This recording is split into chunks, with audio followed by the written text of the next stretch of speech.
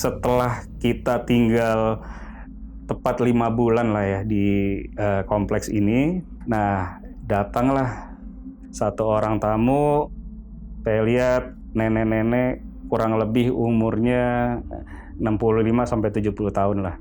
Saya samperin dia, akhirnya dia bilang, ini saya kalau boleh diizinkan, saya ingin bekerja di rumah Aden.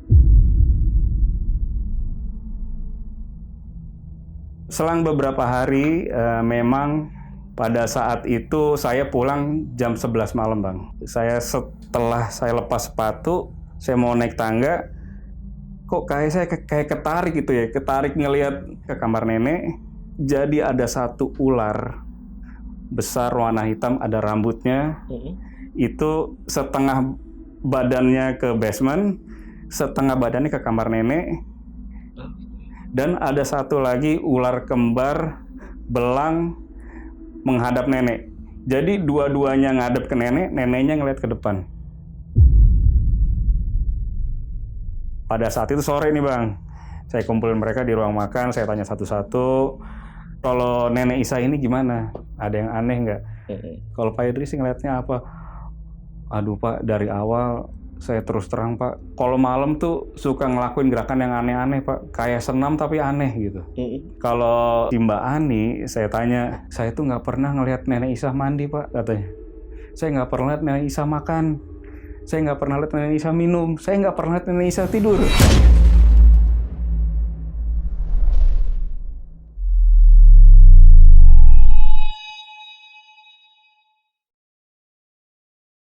Halo semuanya, kembali lagi di Lentar Malam bareng gue Jamal, dan hari ini gue kedatangan narasumber yang mau menceritakan tentang kejadian yang ada di rumahnya. Yang lokasinya itu ada di Cibubur kalau nggak salah. Dan kejadian-kejadian aneh yang terjadi itu bermula semenjak kedatangan ART yang misterius di rumahnya. Udah ada narasumbernya, langsung aja kita sapa, namanya Mas Andri. Halo Mas Andri, apa kabar Mas? Baik, Bang Baik, Jamal. Oke, jadi Mas Andri ini punya rumah nih di sebuah klaster yang ada di Cibubur dan sempat kosong 6 tahun ya Bang ya. Betul. Terus pas ditinggalin lama dan ditempatin lagi, katanya malah ada kedatangan ART misterius. Itu gimana ceritanya Pak? Oke, iya Bang, betul Bang. Memang pada saat saya menempati rumah saya ini yang di Cibubur, ini saya kedatangan seseorang yang memang niatnya bekerja, melamar pekerjaan, dan akhirnya saya terima. Terus keanehan apa yang terjadi begitu ART ini sudah diterima kerja sama Mas Andri? Jadi memang Bang, selama ART ini bekerja, terdapat beberapa kejanggalan-kejanggalan Bang, yang kita rasakan satu rumah. ART ini salah satunya dia tidak pernah tidur, dan dia juga tidak pernah kita lihat makan dan minum. Oke, itu ya salah satu kejanggalan ya, dan masih banyak kejanggalan lainnya. Oke, ya udah, buat teman-teman yang penasaran sama cerita lengkap dari Mas Andri, tonton video sampai habis. Tapi sebelum itu, seperti biasa, kalau pengen jadi narasumber di Lentar Malam, kalian DM ke Instagramnya Lentar Malam. Linknya gue taruh di deskripsi atau hubungi nomor yang ada di bawah ini nih guys. Oke, sekali lagi pasukan Lentar Malam yang penasaran sama cerita lengkap dari Mas Andri, tonton video sampai habis, dan tanpa basa-basi lagi, saksi misteri, kita mulai.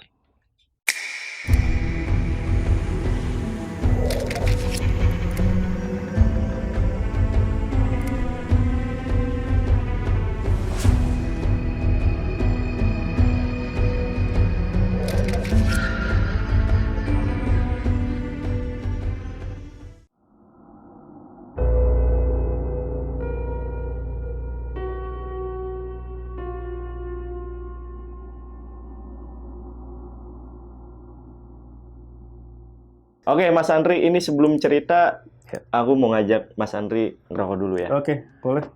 Kretek aman, Mas? Aman. Aman ya.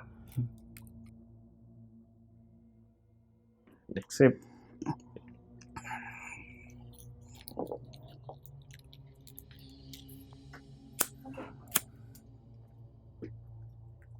Oke. Oh, ya, thank you.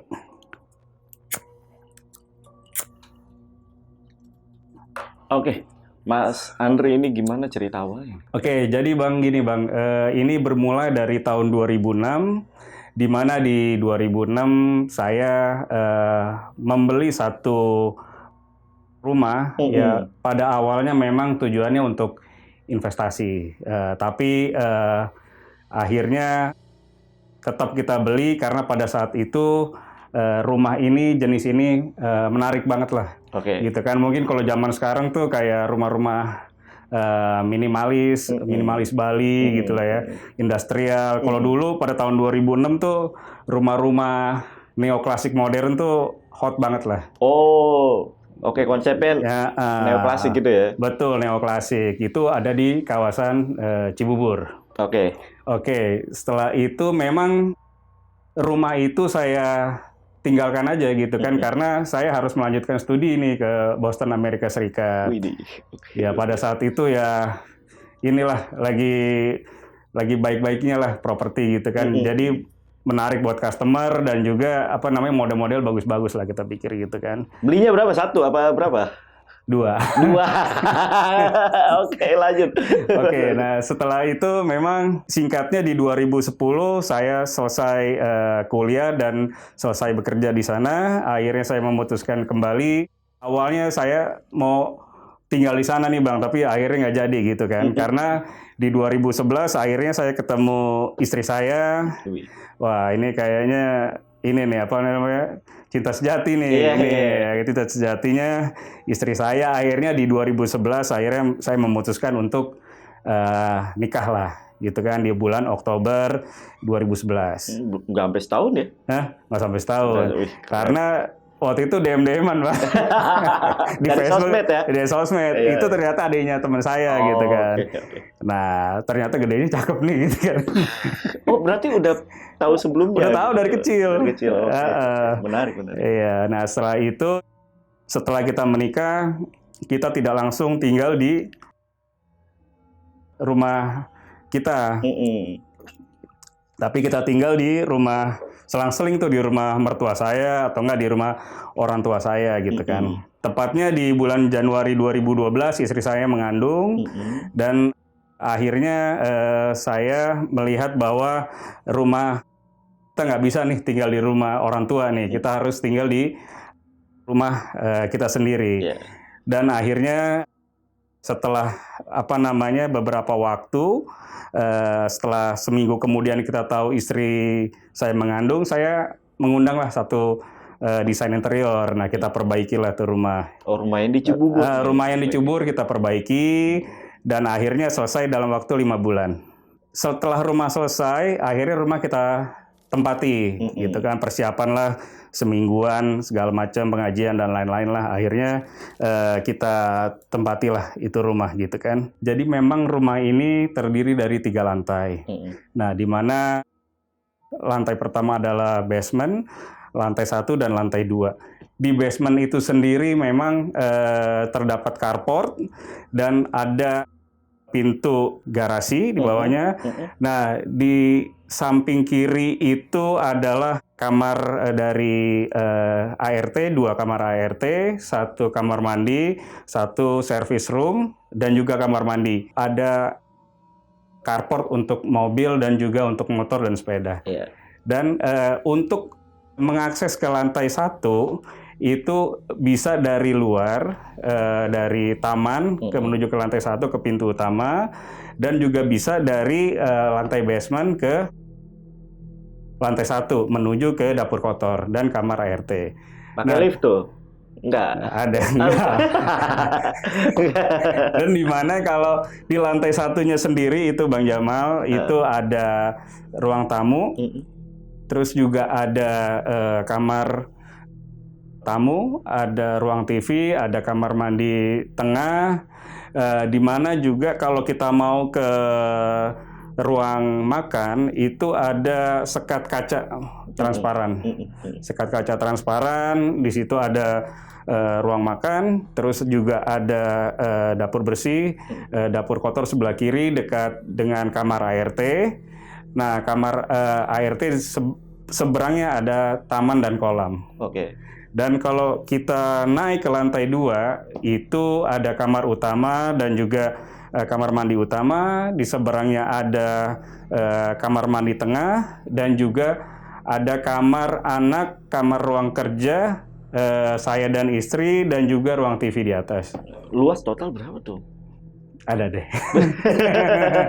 Kayak luas banget nih kayaknya. Ya mudah-mudahan luas. Iya. Nah, setelah itu memang yang tinggal di rumah itu Bang Jamal, itu ada saya, istri, ART namanya Mbak Ani, dan juga driver saya namanya Pak Idris. Nah, itu kurang lebih isi rumah di awal itu Bang. Oke. Pada saat saya menempati rumah saya ini, usia kandungan istri saya saat itu sudah mencapai 7 bulan. Oke, singkat cerita gini Bang Jamal, memang pada saat tepat 2 hari kita menempati rumah itu, di hari Minggu, saya ingat itu jam 11 kurang lebih 11 siang, itu kita lagi asik nonton TV. Nah, tiba-tiba itu shower dan juga flash itu menyala di lantai 1. Nah, itu dekat posisinya tuh, ruang TV sama itu dekat. Nggak mungkin lah itu kamar mandi tetangga tuh, nggak mungkin. Iya. Dan di saat yang bersamaan juga di dapur kerannya nyala. Bareng semua tuh. Bareng semua. Akhirnya kita saling tengok-tengokan nih gitu kan. Ini ada orang nggak? Apa ada tamu gitu kan. Ternyata memang saya langsung cek sendiri, nggak ada siapa-siapa Bang. Di dalam kamar mandi nggak ada siapa-siapa? Di dalam kamar mandi nggak ada siapa-siapa. Di dapur nggak ada siapa-siapa karena Mbak Ani ART ada di basement. Nah, kemudian keesokan harinya itu udah saya harus kerja, mau berangkat pagi. Biasanya ya saya kalau mau berangkat kerja tuh saya pipis dulu lah ke lantai 1 tuh. Ke lantai 1. Nah, tiba-tiba Bang, saya ngelihat di bawah shower itu ada rambut panjang banget. Tebel banget tuh rambut gitu kan. Ya sementara istri saya rambutnya pendek. Dan juga ART kita juga kayaknya nggak panjang rambutnya, saya meskipun karena dia pakai jilbab ya. Nah, itu kita nggak pernah tahu itu ada rambut setebal itu 5 helai. 5 helai. 5 helai. Jadi setelah kita setelah saya lihat, ya pasti saya bertanya-tanya nih, ini shock banget nih. Ini apa iya ada tamu nih sepanjang hari dari kemarin? Kayaknya nggak pernah ada gitu kan. Nggak pernah ada tamu yang rambutnya panjang. Setahu saya keluarga saya banyak yang berjilbab. Nggak pernah ada rambut panjang gitu kan. Akhirnya singkat waktu anak saya lahir Bang. Anak saya lahir di bulan September 2012. Nah, pada saat yang bersamaan akhirnya kita juga berinisiatif untuk mempekerjakan babysitter. Dan datanglah akhirnya namanya Suster Ana. Nah, Suster Ana ini memang sangat dekat lah sama keluarga kita, nggak jauh-jauh banget gitu. Nah, setelah kelahiran anak saya nih Bang, itu saya pulang malam Bang. Karena saya bekerja di bank dan juga sambil mengurusi pekerjaan juga. Pada saat saya mau masuk kompleks klaster, Satpam bilang ke saya begini, Pak, mohon maaf, saya dan Regu beberapa hari ini saya melihat ada perempuan berbaju merah berambut panjang di atas balkon Bapak. Nah, di atas balkon Bapak, saya yakin itu bukan istri Bapak, karena istri Bapak baru mengandung gitu kan. Nah, itu driver saya yang buka kaca itu langsung mukanya pucat banget tuh Bang. Saya lihat di spion itu ya, mukanya dia pucat, nengok kanan, nengok kiri gitu kan. Dan dia sempat tertunduk lemas gitu ya, gitu. Tapi ya mungkin saya nggak tahu artinya apa gitu kan. Tapi saya pribadi nih Bang ya, saya dengar itu tuh, masa sih kayak begini di rumah kompleks kayak begini masih ada begituan gitu kan. Iya benar. Nah, setelah itu memang satpamnya juga raut mukanya juga bingung juga gitu kan. Ya udahlah, akhirnya kita tutup kaca, kita tinggalin. Nah, saya langsung masuk ke rumah.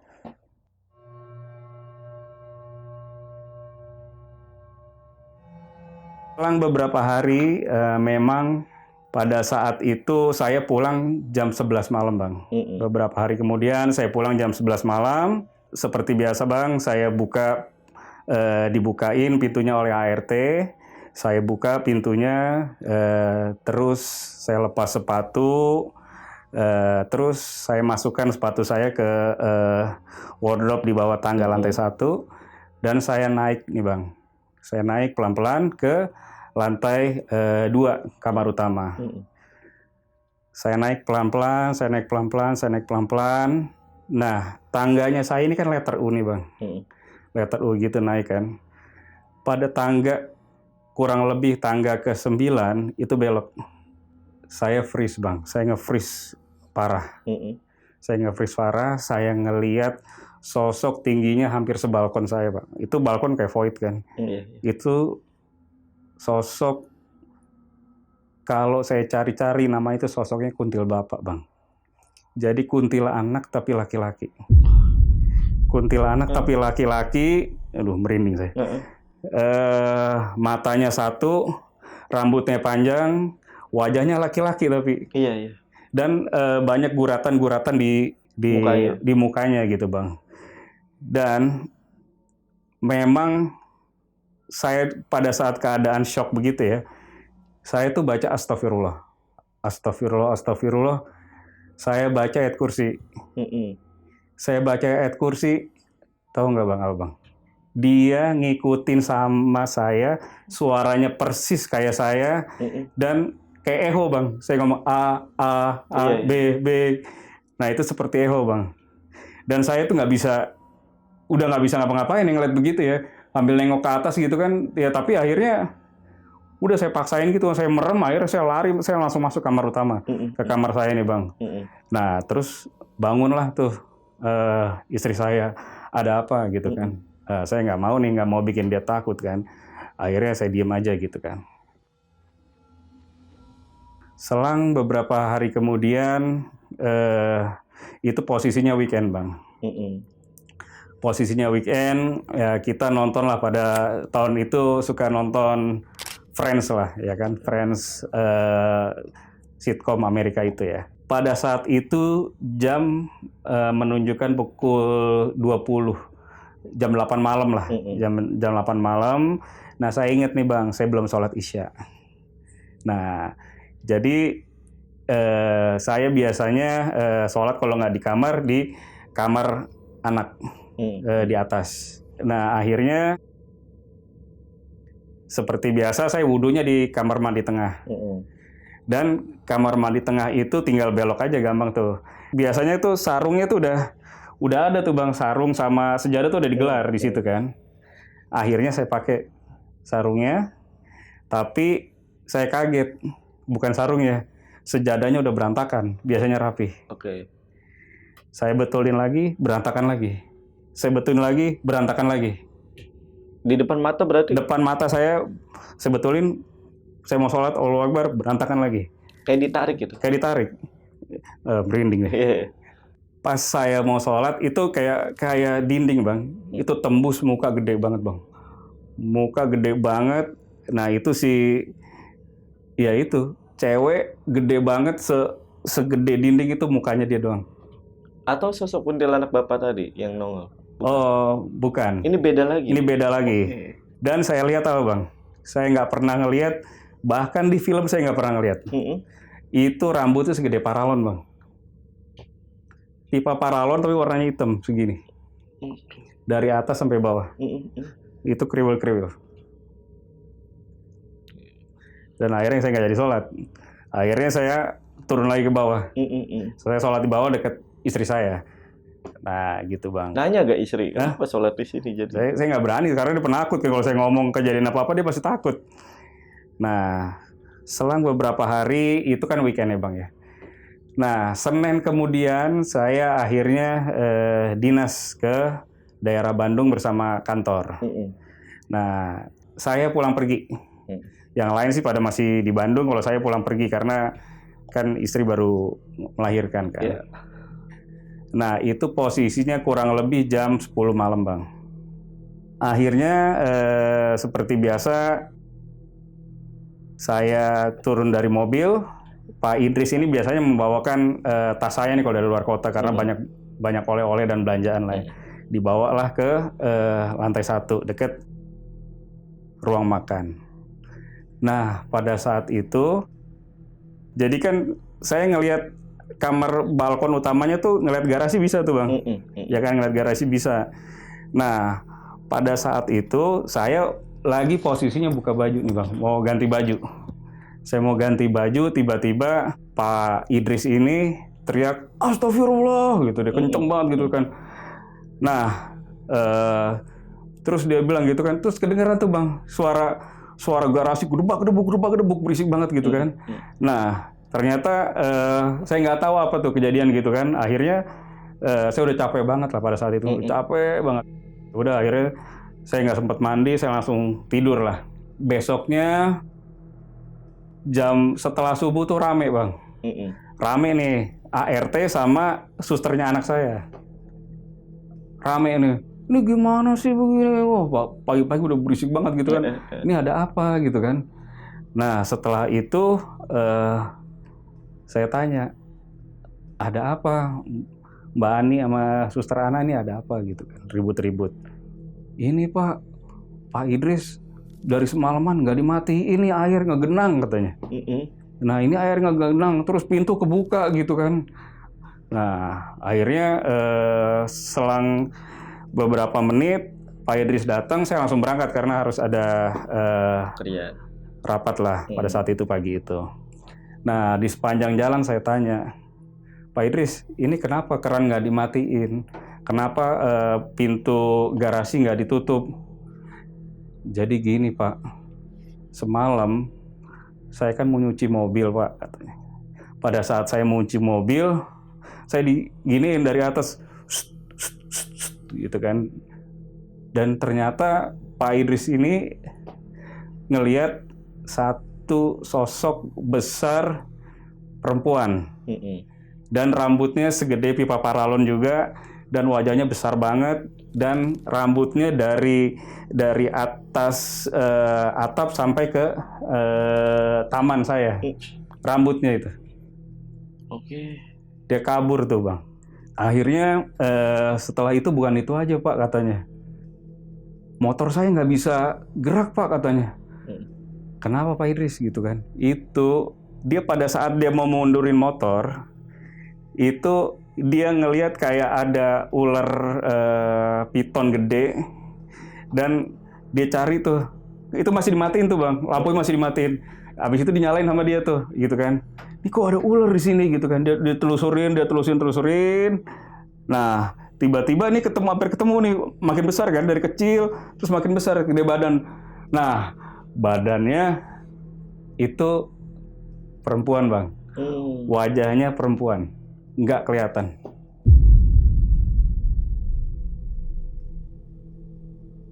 Dia nggak ambil tas, nggak ambil apa, dia langsung pulang lah. Tuh motor dia dorong sampai ke dekat pos satpam, baru dia nyalain. Saking paniknya dia.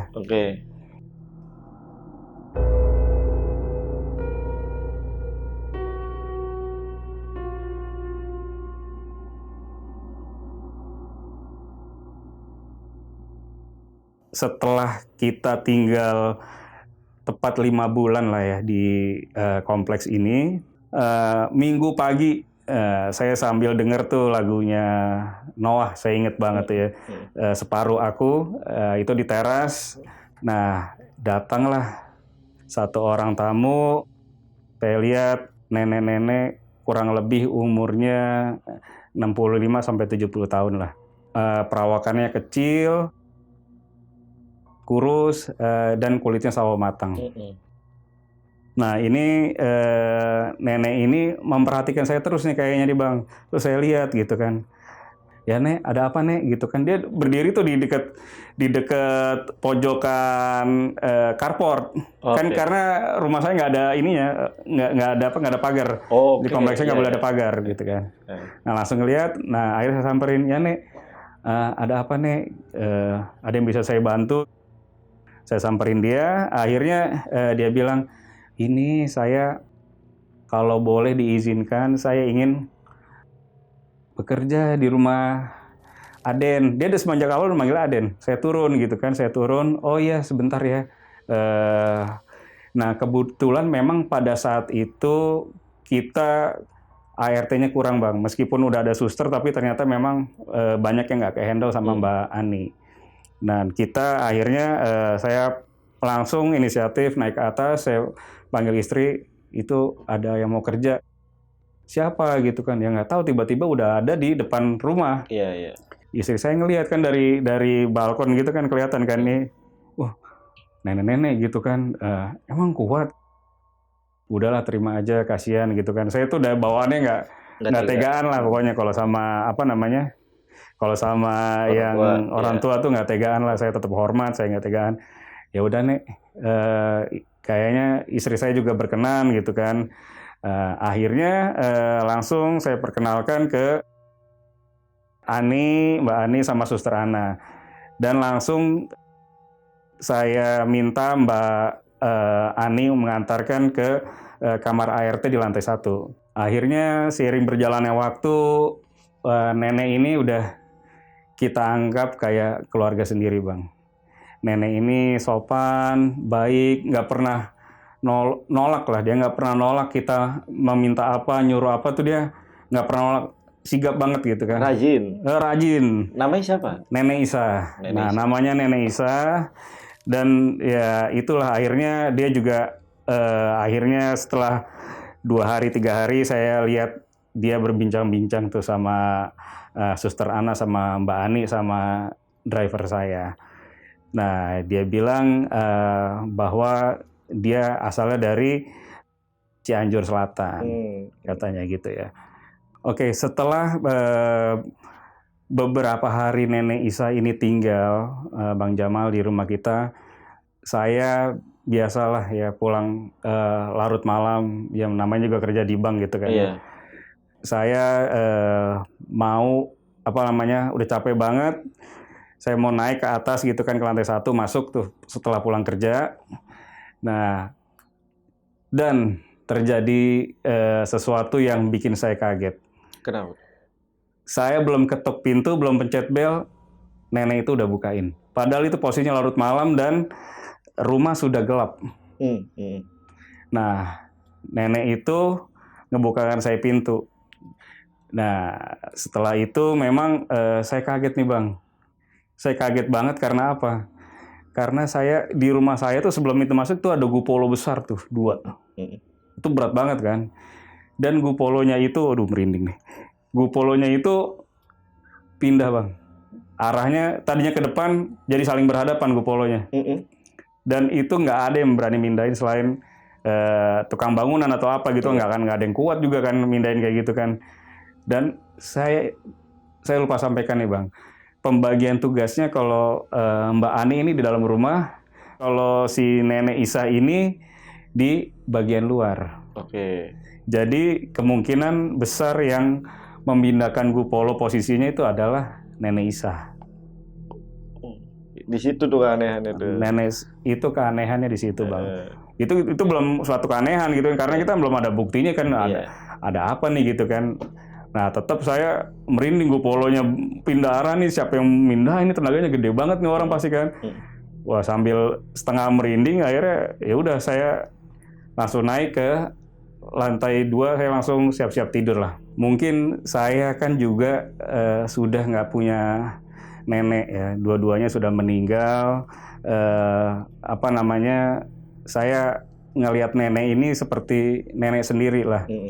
Gitu kan, nenek ini juga pun sayang banget sama saya. Kalau saya pulang keringetan, kadang-kadang suka diambilin handuk, kadang-kadang suka pada saat saya main sepeda kehujanan juga nenek ini suka ngandukin saya gitu, kayak nenek saya sendiri gitu kan. Pasti kan ada perasaan, ada ikatan emosional sama si nenek ini. beberapa kali kesempatan saya lihat istri saya suka menegur nenek ini gitu. Dan ya tapi akhirnya memang ada kesalahan saya lah. Saya menegur istri saya nggak berdua tapi di depan Nenek Isa dan beberapa suster dan di depan ART dan susternya gitu kan. Nah istri saya jadi marah. Nah akhirnya banyaklah keributan kecil lah di rumah, wajar sih sebenarnya. Nah akhirnya mungkin saya cukup emosi, saya marah gitu kan.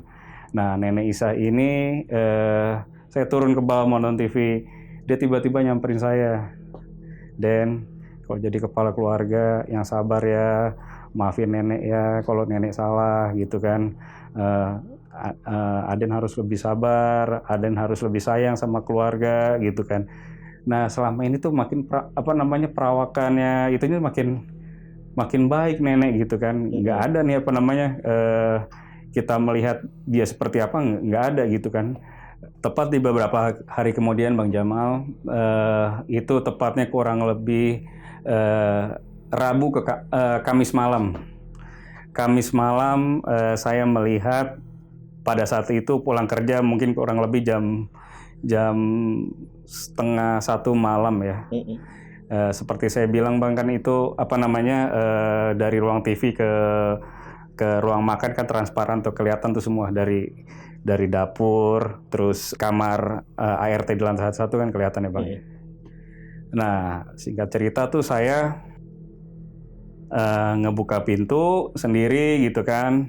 Saya ngelihat saya berjalan pelan gitu kan, tapi ada kecurigaan dalam hati nih. Kayaknya ada perasaan gak enak nih Bang. Setelah saya lepas sepatu, saya mau naik tangga, kok saya kayak ketarik gitu ya, ketarik ngelihat ruang makan sama dapur kotor, saya kayak ketarik. Ada apa sih nih? Merinding saya nih. Kayak ketarik. Tahu nggak Bang? Ada kejadian apa? Jadi ada satu ular besar warna hitam, ada rambutnya. Itu setengah badannya ke basement, setengah badannya ke kamar nenek. Dan ada satu lagi ular kembar belang menghadap nenek. Jadi dua-duanya ngadep ke nenek, neneknya ngeliat ke depan. Nenek Isa? Nenek Isa. Lagi berdiri gitu berarti? Nenek Isa lagi duduk, lagi bersila. Oh, lagi duduk bersila. Dia ambil merem. Tepatnya di depan kamar. Di depan kamarnya dia. Di depan kamar? Di depan kamarnya dia. Apa tuh tujuannya ya? Iya, saya nggak tahu ya. Pokoknya pada saat itu kan saya mikir, astagfirullah nih ular gitu kan. Jadi kalau saya cerita sama seisi rumah pasti heboh nih, kabur semua nih. Anak saya karena masih kecil kan nggak mungkin nih kabur nih gitu kan. Udah saya pendem. Aduh, saya langsung mikir nenek ini siapa sih? Tapi udah saya pendem aja dulu. Akhirnya di hari Jumat pada minggu itu sholat Jumat nih Bang, pada saat itu libur ya, kayak libur nasional pada saat itu. Nah saya sholat Jumat dekat rumah orang tua saya yang kompleksnya nggak jauh dari rumah saya. Nah saya datang lebih awal. Jadi saya di saf depan nih. Saya sholat Jumat di saf depan. Terus ada guru ngaji saya pada saat saya kecil gitu ya, remaja lah, SMP lah. Nah ini berdiri di 2 saf di belakang saya. Nah dia ngeliat saya tuh. Nah dia ngeliat saya gitu kan. Dia pada saat dia ngeliat saya, dia diam aja katanya dulu kan. Tapi selesai sholat Jumat Bang, dia nyamperin saya. Mas apa kabar gitu kan. Baik Ustadz, apa kabar Ustadz? Ustadz gimana gitu kan. Tapi begitu saya salaman, Ustadznya nggak happy. Mukanya aneh gitu kan. Nggak kayak sebiasanya kan si Ustadz saya ini nih, orangnya bercanda mulu gitu kan. Nah ini dia mukanya dia, Mas gitu kan. Mukanya ada ketatapan freeze-nya gitu. Nah ini setelah itu dia bilang sama saya, Mas maaf banget, punten banget Mas katanya. Kenapa Ustadz gitu? Saya juga akhirnya jadi panik juga. Tadi pas Mas Andri sholat, badan Mas Andri itu miring ke kanan katanya, begini. Lehernya juga begini sama gitu kan. Dan Mas Andri tuh keringetan nggak habis-habis katanya dari rokat 1 sampai rokat 2. Nah itu kan, aduh, padahal saya mikir kayak nggak ada apa-apa, yang saya rasain tuh nggak ada apa-apa. Biasa aja ya? Biasa aja. Nah setelah itu, aduh, saya langsung sebentar lah saya mampir ke rumah orang tua saya, ngobrol-ngobrol sebentar. Akhirnya saya memutuskan untuk pulang lah, kurang lebih itu jam 4 sore. Jam 4 sore saya pulang ke rumah. Nah tapi di sepanjang perjalanan saya mikir gitu ya, ini semenjak ada nenek Isah ini di rumah, kok banyak kejanggalan-kejanggalan ya? Kok banyak kejadian-kejadian yang saya sama seisi rumah tuh kayaknya kok nggak guyup gitu ya. Suasana jadi nggak guyup, jadi agak panas gitu kan. Apa saya mikir apa saya terlalu sayang sama si nenek ini ya, jadi istri sama si isi rumah jadi pada beda nih suasananya gitu kan. Oke, setelah itu pada malam itu setelah saya pulang sampai ke rumah, saya langsung telepon Pak Ustadz Kiai yang tadi yang saya ketemu di sholat Jumat, guru ngaji saya. Dan saya bilang gini, saya ceritakanlah, Ustadz, ini sebenarnya saya mau sampaikan di rumah saya banyak kejadian nih, Ustadz, yang di luar nalar. Nah, ini semenjak adanya Nenek Isa datang, nah ini keadaan rumah jadi kurang nyaman nih, Ustadz, gitu kan. Ya udah boleh Mas, saya nanti mainlah ke rumah Mas Andri gitu kan. Nah, malamnya langsung ke rumah, kita ngobrol lah di ruang tamu. Itu pada saat itu malam ya Bang, pada saat itu malam, akhirnya dikasihlah air, kita banjurin segala macam gitu ya. Dan akhirnya dia menyarankan, coba deh, saya mau dengar dulu katanya gitu kan. Nah setelah beberapa waktu, selang 2 hari lah kurang lebih ya, selang 2 hari setelah airnya saya siramkan, dan akhirnya saya berinisiatif pada hari Minggu sore ya pada saat Minggu siang kurang lebih jam 2-an lah. Ini saya kumpulkan semua isi rumah. Saya kumpulkan istri saya, Mbak Ani, Suster Ana, sama Pak Idris saya telepon untuk datang. Saya tanya satu-satu, ada nggak ngerasa keanehan di rumah ini? Pada saat itu sore nih Bang, biasanya sore tuh si Nenek Isa tuh nyiram tanaman, terus buang sampah lah segala macem lah, aktivitas sore. Kalau di luar rumah tuh dia seperti itu sore. Nah saya tanya, tapi nggak terlalu formal ya, itu saya kejadiannya tuh di ruang makan. Saya kumpulin mereka di ruang makan, saya tanya satu-satu, sebenarnya ada yang aneh nggak? Ya saya tanya istri saya, dia diam dulu gitu kan. Nah yang muncullah pertama suara dari Suster Ana. Apa dia bilang? Nah Suster Ana ini bilang, saya sempet Pak katanya, saya sempet mau turun tapi saya nggak berani. Karena di dapur itu suka kejadian suara berisik. Kadang-kadang kayak orang pagelaran, kadang kayak orang lagi pesta, dan suara lemari dapur tuh buka tutup gitu kan. Dan gelas-gelas pada jatuh tapi gelasnya nggak ada yang pecah. Nah itu dari Suster Ana. Ini kejadian itu makanya saya nggak berani Pak. Akhirnya saya selalu bawa termos tuh ke atas tuh buat ngebuat susunya tuh malam-malam di atas aja. Saya nggak berani turun lagi. Jadi akhirnya Suster Ana suka minta izin untuk tidur di kamar anak gitu kan, dibandingkan dia tidur di bawah. Nah kalau dari Pak Idris, saya tanya Pak Idris, kalau Pak Idris ngeliatnya apa? Aduh Pak, dari awal saya terus terang Pak, saya buat natap mata Nenek Isa aja tuh merinding saya Pak katanya. Saya tuh merinding banget Pak katanya gitu kan. Nggak berani saya ngelihat dia aja, mata itu nggak berani saya lihat gitu kan. Dan kan saya sering tuh Pak ngumpul sama satpam Pak. Itu satpam yang patroli Pak, itu bilang si neneknya kalau malam tuh suka ngelakuin gerakan yang aneh-aneh Pak, kayak senam tapi aneh gitu. Kalau si Mbak Ani, saya tanya, nih kalau kalau Nenek Isa ini gimana? Nah Pak, ini Pak, tapi jangan bilang-bilang ya Pak ya. Jadi saya tuh nggak pernah ngelihat Nenek Isa mandi Pak, katanya. Saya nggak pernah lihat Nenek Isa makan. Saya nggak pernah lihat Nenek Isa minum. Saya nggak pernah lihat Nenek Isa tidur.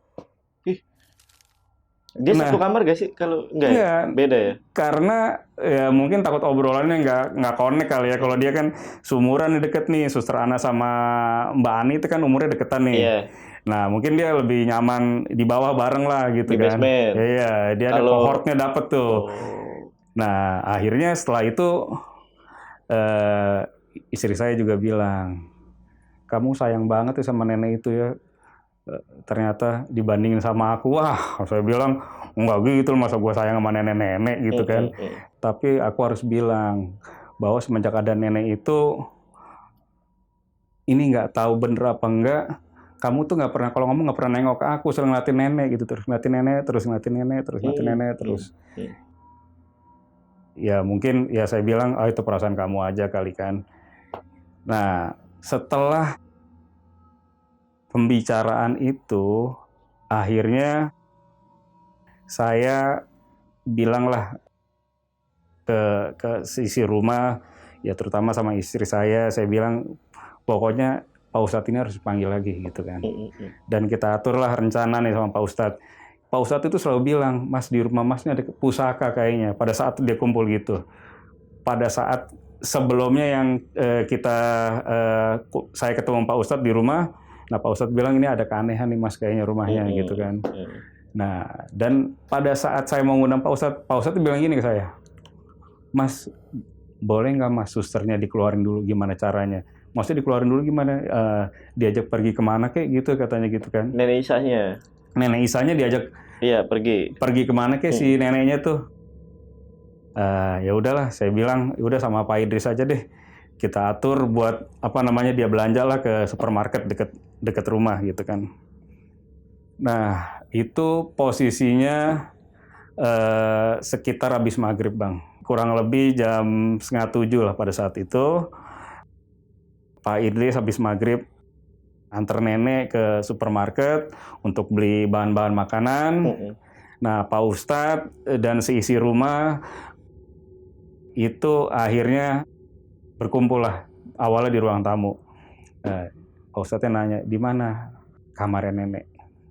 Di situ Pak Ustadz, kata Mbak Ani gitu. Boleh kita lihat katanya. Jalan lah. Kita jalan, setelah ada di depan kamar, nah Pak Ustadz ini saya lupa bilang, Pak Ustadznya itu bawa 3 asisten. 3 asisten nemenin dia lah gitu kan, takutnya ada apa-apa gitu kan. Yang 3 asisten ini, yang satu asistennya bilang gini, Astagfirullahaladzim gitu kan, kenceng banget gitu kan. Ada apa Pak? Ya udah Pak Ustadz tapi tetap tenang gitu kan. Nah dia masuk ke kamar. Dia pas masuk ke kamar dia ada agak freeze dulu gitu Bang. Dia begini nih badannya, masuk nggak gitu kan. Akhirnya dia baca Bismillah, dibuka pintunya. Terus dia mungkin langsung tahu ya itu di situ ada pusaka atau apa gitu. Ada barang lah, dia melihat ada barang, ada apa gitu kan. Nah, pada saat itu dia itu langsung menuju ngelihat tas si Nenek Isa. Dia pun begitu ngelihat tas si Nenek Isa, pada saat itu dia nggak langsung buka. Dia baca doa dulu nih. Dia baca doa dulu. Saya ngeliat dari sininya keluar keringet nih Bang, banyak. Ngucur keringetnya, ngucur. Waduh. Akhirnya dia buka pelan-pelan gitu ya.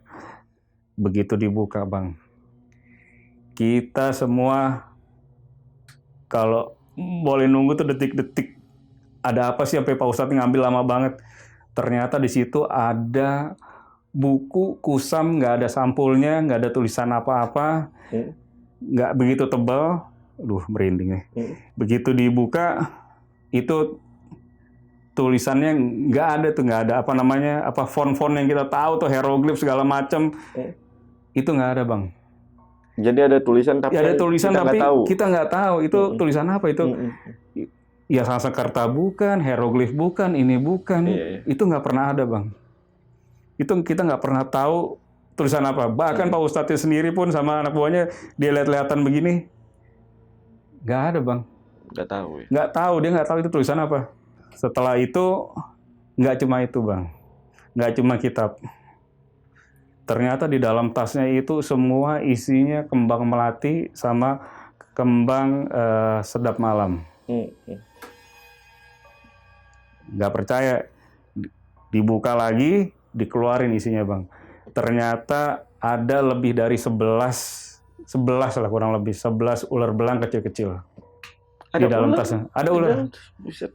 Nah, kita langsung bingung, ini gimana ceritanya di rumah? Ini ada ular segala macam, ini kan ada anak kecil gitu kan. Saya bilang, wah, saya setengah bilang marah, gimana ya, udah kadung sayang masih nenek gitu kan, udah ya baik neneknya gitu kan, masa ya nenek mau nyelakain kita gitu kan. Nah, selang beberapa menit kemudian kedengeran lah tuh suara mobil saya gitu kan, sama Pak Idris sama si nenek. Nah, langsunglah nenek ini bawa belanjaan, dia langsung kaget, ekspresinya kaget, dia ngeliat kita rame-rame ada depan kamarnya dia. Nah, depan kamarnya dia, si nenek ini kaget. Nah, dia ngeliatin satu-satu pelan-pelan tuh, dilihatin di screening gitu sama si nenek itu, matanya satu-satu gitu kan. Tadinya yang neneknya, aduh adem pembawaannya segala macam, saat itu Bang berubah 180 derajat, Bang. Itu mukanya nenek udah kayak, aduh udah serem banget lah itu mukanya gitu kan. Ya saya pun saya nyamperin, Nek maaf ya Nek gini segala macam. Ya Den, dia tatap-tatapan tuh, dia langsung ngedeketin si ustadznya. Ustadz saya langsung hadap-hadapan begini nih, dia hadap-hadapan gitu, diliatin gitu, neneknya ngedongak begini kan, diliatin mukanya. Wah, si Pak Ustadz juga ngeliatin, tapi tenang wajahnya gitu kan. Akhirnya nenek, udah Den, nenek izin pamit aja deh katanya gitu kan. Saya tahu pasti semua udah tahu apa isi tas saya, katanya dia bilang gitu. Langsung nebak itu? Dia langsung nebak. Pasti udah tahu isi tas saya. Saya mohon maaf sama Aden, sama Ibu gitu kan, kalau seandainya saya ada salah. Dan dia tapi tatapannya ngomong gitu benci banget tuh sama suster sama Mbak Ani. Dia benci banget, dia cuma ngomong sama saya gitu kan, ya udah saya pamit Den gitu kan. Akhirnya istri saya naik ke atas karena mau bayar gajinya tuh kan. Setelah beberapa saat istri saya turun lagi nih, turun ke bawah. Nah nenek ini udah keburu pergi nih, paling selang 1 menitan lah. Nenek ini keluar rumah. Nah istri saya kan nggak berani kan, nenek ini kok kayak begini gitu kan, udah ada dorong-dorongan gitu kan. Ya udah paling pantas saya ngerasa ini paling pantas saya lah nyerahin gajinya gitu kan. Begitu saya keluar Bang, itu kan rumah saya di pojokan tuh. Saya nengok ke kanan, ke kiri, itu neneknya udah nggak ada. Hah? Itu neneknya udah nggak ada. Itu nenek udah, saya nengok kanan, saya nengok kiri, udah hilang. Nenek itu nggak ada. Ya harusnya kan jalannya panjang tuh Bang, jalannya panjang tapi itu nggak kelihatan nenek itu di mana. Terus? Wah, saya bilang, saya ambil megang amplop gitu ya, Waduh, ini kok bisa ada kejadian begini di zaman modern kayak begini, kok ada kejadian begini gitu ya. Nah, akhirnya istri saya masih shock, mbak-mbaknya masih shock. Akhirnya mbaknya sama susternya tidur berdua. Saya lihat mereka gotong-gotong bed cover tuh ke lantai atas, izin tidur di kamarnya anak saya bareng-bareng gitu kan. Saya ngelihat Pak Idris juga udah garuk-garuk kan bewokan deh, lucu deh, garuk-garuk bewokan nyambil mikir begini. Dia ambil mikir, ambil ngelah nafas, dia keluar gitu kan. Gitu kan. Ini kok bisa ada kejadian begini gitu kan. Kalau Ustadz bilang apa?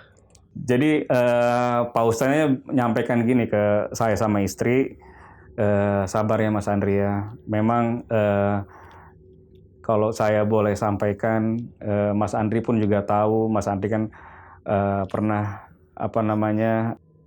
nyantri lah. Nah ini kan kita pasti hidup berdampingan lah sama alam satunya gitu kan. Nah sabar aja, mungkin ini ujian dari Allah, tapi saya yakin ini pasti ada kebaikan di belakangnya gitu kan. Nah Pak Ustadz nyampaikan gitu, kita jadi tensinya turun, kita lebih tenang.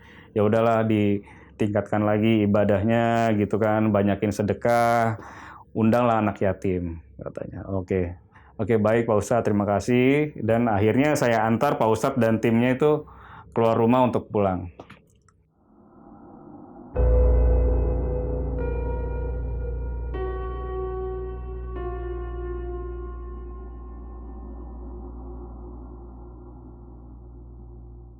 Oke, jadi Bang, memang di rumah saya ini dari zaman saya muda ini sudah ada orang maintenance di rumah orang tua saya, namanya Bang Heri.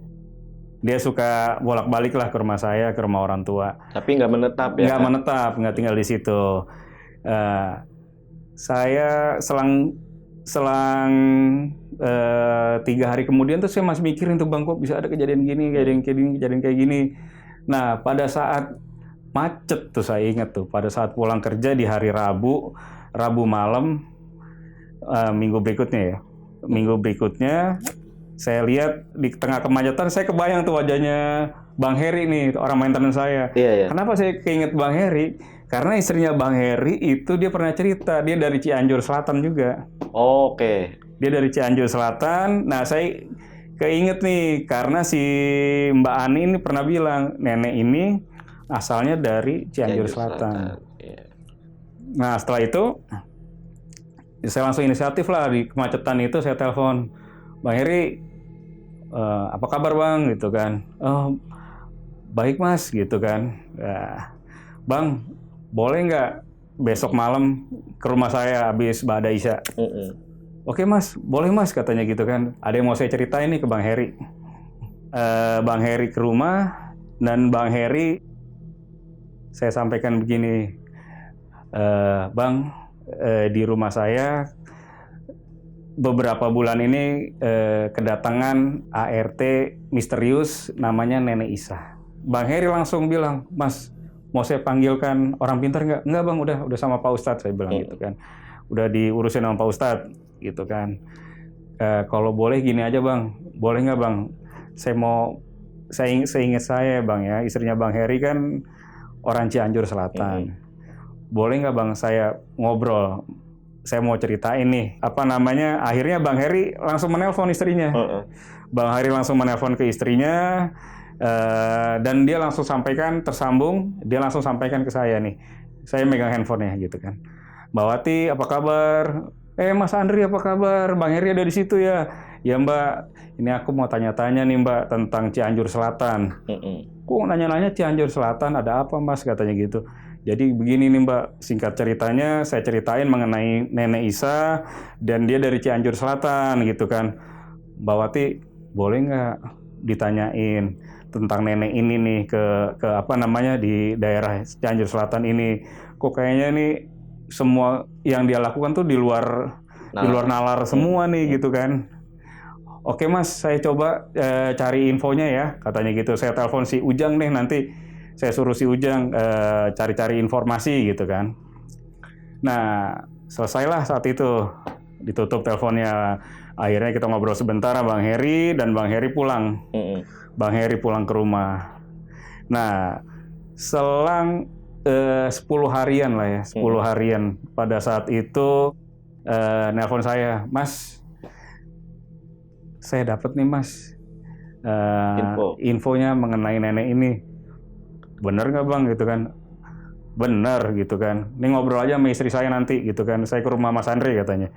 Oke, ngobrol lah. Datanglah Bang Heri nih. Pada saat itu saya ingat itu Jumat malam. Jumat malam 2 minggu setelah pertemuan sama Bang Heri.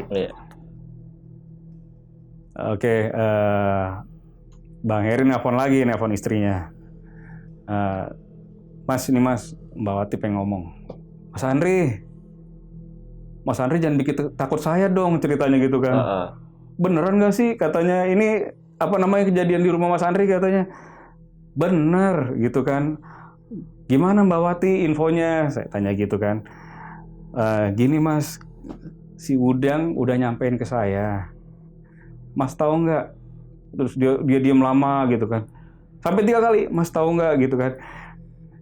Aduh, saya merinding lagi. Mas, ini si Ujang sudah sampai ke kampungnya si nenek ini. Oke.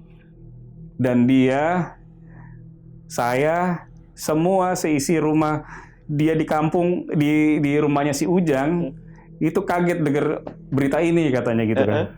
Dia sampai ke Cianjur Selatan itu, ke desa itu, dia datanglah ke salah satu rumah, ditunjukin gitu kan.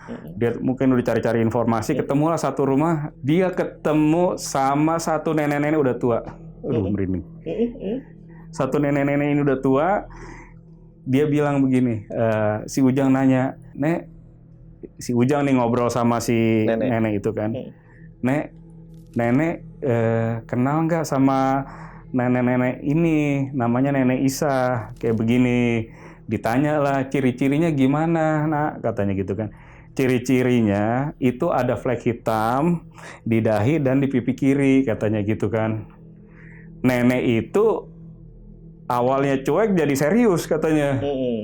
Nah, jadi serius dia bilang gini, wah, kok Mas bisa tahu, katanya gitu kan. Akhirnya dia bilang gini, ini tinggal di rumah, sempat tinggal di rumah bosnya om saya. Ini kurang lebih 2 bulanan. Mas, ini bukan Mas aja nih yang pernah kejadian kayak begini, katanya. Ini udah ada pernah 3 orangan datang ke saya nanya hal yang sama. Mas tahu nggak dia siapa? Saya langsung merinding gitu kan. Mbak Wati, ceritanya jangan begitu dong. Karena saya kumpulin tuh kan semua, itu pada ngedengerin semua kan.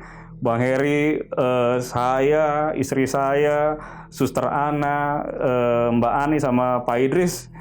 Pak Idris ini penakut nih soalnya. Nah, jadi dia dengerin nih. Begitu didengerin, Mas, Nenek Isah itu, kata si Ujang nih. Si Ujang dari cerita si nenek itu. Nenek Isah itu adalah buyut saya. Yang lahir tahun 1800-an. Nah, coba gimana nggak nge-freeze kan? Bang Jamal aja nge-freeze gimana kita keadaan rumah itu yang pernah ditinggalin sama dia, ngedenger berita itu coba. Dia sudah meninggal mungkin pada saat umur 70 tahunan katanya. Kok bisa ada lagi di rumah bosnya omnya Ujang. Nah, disitulah udahlah itu tadinya mencekam, makin mencekam tuh rumah. Kok bisa sih kita kedatangan begini gitu kan. Di rumah kami ini ya semenjak kedatangan Nenek Isa tuh memang banyak keanehan-keanehan ya. Terus juga ada kejanggalan-kejanggalan di kehidupan saat ini yang nggak mungkin terjadi lah, gitu kan. Nah, kejanggalannya ini pernah ada satu peristiwa ya, 1-2 peristiwa di kantor, di kehidupan profesional saya. Oh, sampai masuk ke pekerjaan ya? Iya, sampai masuk ke pekerjaan. Pokoknya nenek ini kayaknya selalu hadir gitu kan. Itu nggak pernah pulang kayaknya si nenek itu. Oke, gimana tuh? Nah, jadi ya mungkin ya saya cukup baik lah, pekerjaan, bisnis dan karir cukup baik, dan mungkin banyak yang iri lah. Ya gitu kan pada saat itu ya. Nah, pernah pada saat rapat, mungkin karena saya paling muda tapi posisinya cukup baik lah. Nah, pada saat saya rapat, saya diam posisinya gitu kan. Nah, 2 senior yang udah ibu-ibu dan bapak-bapak ini pada saat itu saya umurnya 30-an lah. 30 awal gitu kan. Nah, itu saya diserang habis lah gitu kan. Biasalah kan gitu kan, politik kan, office politik tuh. Biasalah dirapatkan, diserang, saya tetap tenang gitu kan. Ibunya nyerang saya, bapaknya nyerang saya. Ya saya tetap tenang gitu kan. Tim saya diserang, saya tetap tenang aja. Tapi dalam hati saya cukup kesel sih gitu kan.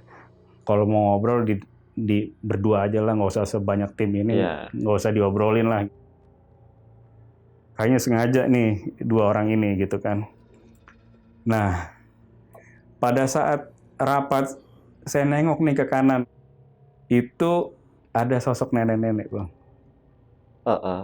Ada sosok nenek-nenek, saya liatin gitu kan. Saya udah nggak fokus tuh rapatnya gitu, saya liatin nenek-nenek, kayak siluet aja gitu, Bang, kayak bentuknya itu kayak Nenek Isa, tingginya, posturnya kayak Nenek Isa.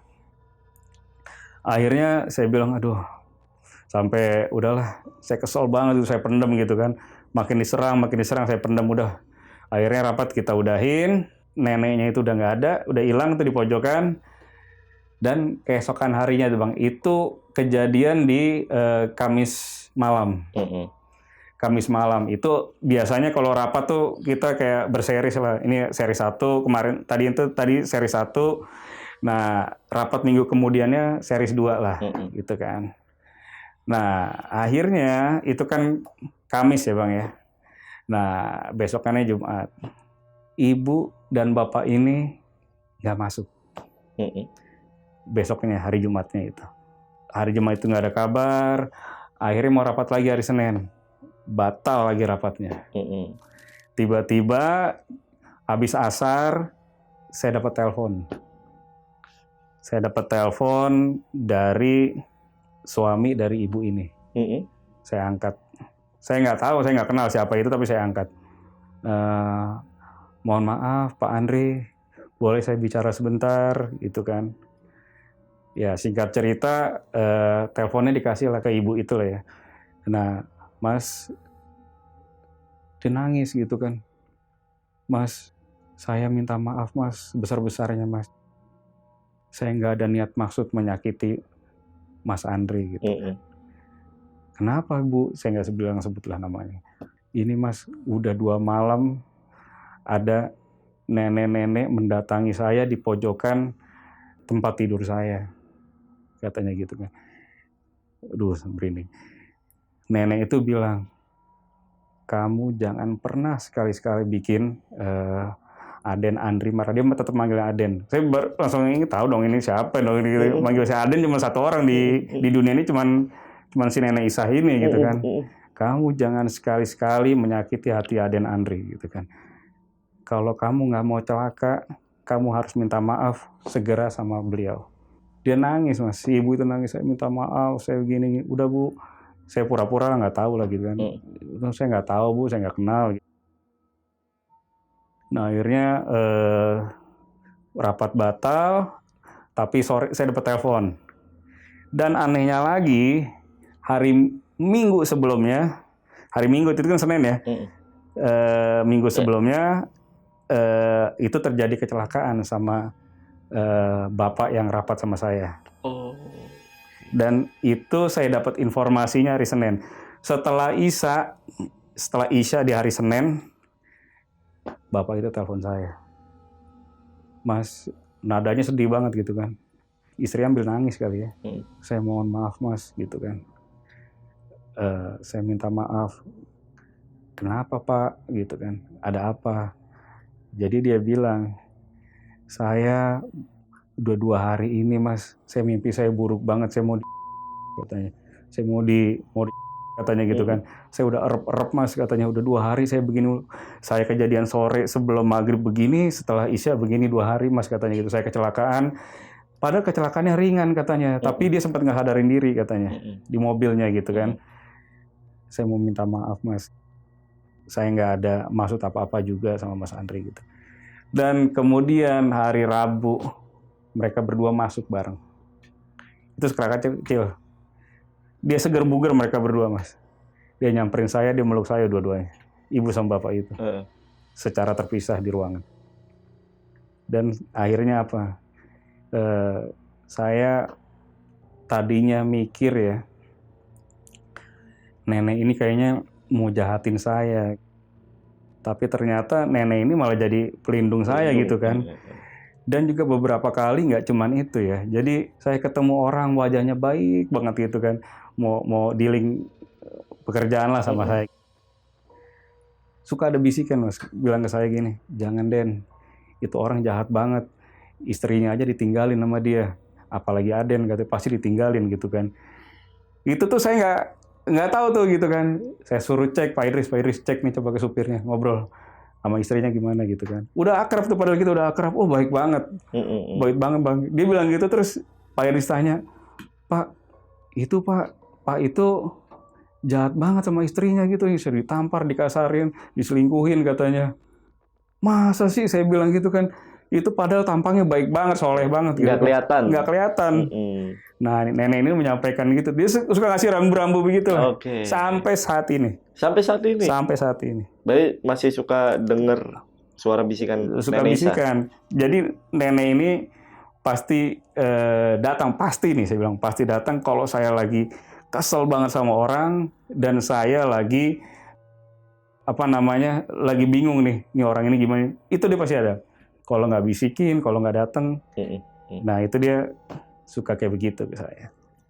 Oke. Nah gitu kan, akhirnya singkat cerita, ternyata selama ini kita pikir nenek ini niat jahat ke kita, ternyata setelah kepulangan nenek ini bang, bikin kita tuh ada rasa kehilangan lah gitu kan. Saya ceritain beberapa kejadian tentang nenek gitu, orang rumah pada kaget, oh gitu ya, oh nenek begitu ya ternyata ya gitu kan. Jadi bang, itu yang namanya kuntilanak merah di balkon muncul lagi. Bau melati yang tadinya udah hilang semenjak nenek datang, ada lagi. Oh. Bau bunga bau busuk pun Oke, paham. datang lagi. Oke, paham. Berarti setelah Nenek Isa itu pergi, Ya. kejadian yang dulu pertama kali Mas Andri datang ke sana, ke rumah, itu muncul lagi. Itu muncul lagi. Tapi ini benar-benar Om Andri sampai sekarang nggak tahu nenek itu dari mana. Nenek itu ya, jadi yang kita nggak pernah tahu, nenek ini tahu rumah saya dari siapa. Iya. Ya nenek ini nggak tahu rumah saya dari siapa. Nah, tapi kemudian 2 bulan mungkin masih banyak gangguan lah ya bang ya, yang tadi yang datang lagi tuh bau melati, bau apa gitu kan. Akhirnya saya panggil lagi nih bang, Pak Ustadznya. Pak Ustadz saya panggil lagi. Nah, tapi tujuan kali ini berbeda nih bang. Tujuan kali ini adalah saya mau melakukan pembersihan lah rumahnya gitu kan. Itu persiapan kurang lebih 3 hari lah. 3 hari setelah saya telepon. Nah, itu kejadian di malam Jumat bang. Kamis mau ke Jumat. Itu setelah jam 10:30. Karena saya masih ada rapat, baru pulang jam 10 dan 10:30 Pak Ustadz datang bersama timnya, itu melakukan pengusiran bang. Dan akhirnya ya dilakukanlah, kalau itu kayak pemburu hantu kali dulu ya. Pemburu hantu, si Pak Ustadznya ini bersama timnya, dia ada bacaan-bacaan lah gitu kan. Dan pembersihan pertama saya lihat di basement aman-aman aja. Pembersihan ke 2 dia naik sekitar lantai 1, ya mungkin ada gerakan-gerakan dikit lah gitu kan. Nah bang, tapi begitu dia naik ke lantai 2, dia baru naik tangga bang, udah nyampe ujung tangga, udah belok, itu mereka bertiga gelinding bang. Tinggal Pak Ustadznya doang sendiri masih ada di atas. Yang 2-nya gelinding ke bawah, dari atas sampai dari lantai 2 ke lantai 1 tuh gelinding. Dia balik lagi, bangun lagi, baru sampai tengah-tengah tangga, balik lagi, jatuh lagi. Pak Ustadznya akhirnya di atas, saya dengar bunyi itu kencang banget tuh bang, pintu budak, ke tembok, budak. Wah, saya pikir sakti dong Pak Ustadznya, wah hebat juga nih Pak Ustadz gitu kan. Ternyata bang, Pak Ustadznya udah acak-acakan bang. Rambut udah acak, bajunya udah robek segala macam, udah acak-acakan. Terus Pak Ustadznya nyampein gini saya, Mas, kalau Mas Andri sayang sama keluarga, sebaiknya pindah dari rumah ini, gitu kan. Ini bukan penghuni biasa, ini udah penghuni aslinya, gitu kan. Ini udah lama banget dia tinggal di sini. Ini bahkan siapapun juga nggak akan sanggup ngusir penunggu yang ini. Ini nggak cuma satu, tapi banyak banget katanya, gitu kan. Udah sebaiknya Mas Andri tinggalin rumah ini dan cari yang lebih baik, gitu Bang. Oke. Terus sampai akhirnya Mas Andri pindah? Akhirnya pindah. Oh, pindah. Nah itulah makanya saya percaya banget di mana ada ujian, di mana ada masalah besar gitu ya, itu pasti sama Allah tuh adalah jalan keluarnya. Nggak mungkin nggak ditunjukin lah, pasti kita kan di dunia ini diuji lah ya Bang ya. Iya. Kita yakin kita ini diuji, ya yang ngasih ujian Allah, pasti yang punya solusi juga Allah gitu ya. Tapi kalau istri Mas Andri itu pernah ngalamin kejanggalan juga semenjak ada Nenek Isa gitu? Sebenarnya bukan pada saat Nenek Isa. Pada saat Nenek Isa tuh keadaan rumah tenang. Justru sebelumnya istri saya itu suka jalan keluar sendiri, suka jalan keluar dari kamar sendiri, tiba-tiba ngomong sendiri, tiba-tiba tidurnya ada di kamar anak gitu kan. Dan dia nggak sadar gitu kan. Terus juga dia suka dia suka nyanyi-nyanyi sendiri kalau malam. Nah, kejadian seperti itu. Tapi kalau Nenek Isa waktu ada di situ, anak pun nggak pernah ngalamin apa-apa? Tenang. Paling cuma ART aja yang ngerasa aneh tuh ya? ART aja. Terus kalau barang-barang dari Nenek Isa udah bener-bener nggak ada sama sekali di kamar? Barang-barang Nenek Isa udah nggak ada Bang, emang semuanya barangnya nggak banyak, udah dibawa semua sama dia gitu kan. Baju juga udah dibawa semua sama dia, gitu. Berarti Mas Andri itu sempat kepikiran bahwa Nenek Isa ini jahat, tetapi pada kenyataan dia penolong. Penolong ya. Betul. Oke, paham. Tapi Bang Andri sendiri kepikiran nggak mau ke desa yang ada di Cianjur Selatan? Jadi gini Bang, jadi saya sama teman-teman kompleks yang baru ya, sama bapak-bapak kompleks lah. Bapak kompleks itu suka touring gitu kan, naik motor kita. Nah pada saat itu ada usulan lah dari salah satu bapak itu kita touring dari Cibubur ke Pangandaran. Lewat daerahnya tuh Cianjur, terus ke Cianjur Selatan, langsung ke Pangandaran. Nah saya ternyata melihat sendiri apa yang dirasakan Ujang gitu kan. Ujang bilang tuh daerahnya aneh Bang katanya. Daerahnya sunyi banget, kayaknya mereka juga pakai bahasa yang lain segala macam gitu kan. Itu daerahnya satu sama lain tuh kayak nggak berdekatan, orang-orangnya tuh kayak nggak deket gitu kan. Dan itu tempatnya kayaknya wah angker banget lah katanya gitu kan. Kalau dia nanya tempatnya di mana, dia jawabannya sedikit gitu kan. Dia nggak ngasih jawaban, cuma ngasih gerakan tangan aja di sana, di sana gitu kan. Nah, itu menurut ceritanya Ujang juga, dan saya ngelewatin daerah itu, saya bilang stop bentar. Nah, saya kirim fotonya juga tuh ke Mbak Nana tuh. Lihat pantainya aja Bang, pasti udah serem Bang Jamal. Oke. Beda lah, nggak? Ya indah sama ini beda lah. Ini aduh misterius banget. Ombaknya itu juga beda lah. Itu karang-karangnya juga beda. Dan disitulah, dekat situlah si nenek tinggal. Itu emang Bang, saya akuin itu serem banget tempatnya. Saya nggak bisa deskripsiin lagi, udah serem banget lah itu tempat. Lewat situ ya. Lewat situ. Nah, Mas Andri, kalau sosok ular yang pernah dilihat sama Mas Andri juga, yang ibaratnya ketika Nenek Isa lagi melakukan ritual, ya, yang sempat dilihat, itu ada kaitannya gak sama ular yang dilihat sama supir Mas Andri? Nah, saya ngelihatnya begini Bang. Jadi bentuknya juga sudah beda ya. Bentuknya beda. Nenek yang dua ular yang datang ke nenek, yang satu ular panjang hitam dengan rambut, dan juga ular belang dua kepala, itu beda bentuknya sama yang saya dan driver saya ngelihat di basement. Yang di basement itu ya nggak begitu panjang ularnya, tapi badannya perempuan dan mukanya perempuan. Nah itu beda. Oh. Tapi kalau pendapat saya ngelihatnya justru dengan dua ularnya Nenek Isa ini justru yang menghilangkan siluman itu yang lawan. Oh, oke. Gitu. Jadi mungkin itu ya out of nowhere lah si silumannya itu dihilangin lah sama ularnya nenek. Gitu. Bisa jadi ya. Ya bisa jadi gitu. Oke, Mas Andri, ini sebelum ditutup video kita kali ini, ada pesan nggak untuk teman-teman yang lagi nonton?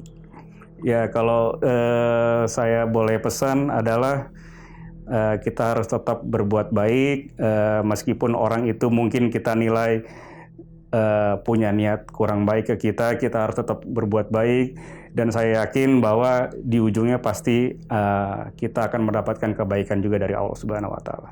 Oke, itu tadi ya pesan dari Mas Andri. Terima kasih Mas Andri udah datang ke Lentera Malam, dan untuk video kali ini gue rasa cukup. Gue Jamal dari Lentera Malam dan Mas Andri izin pamit, bye.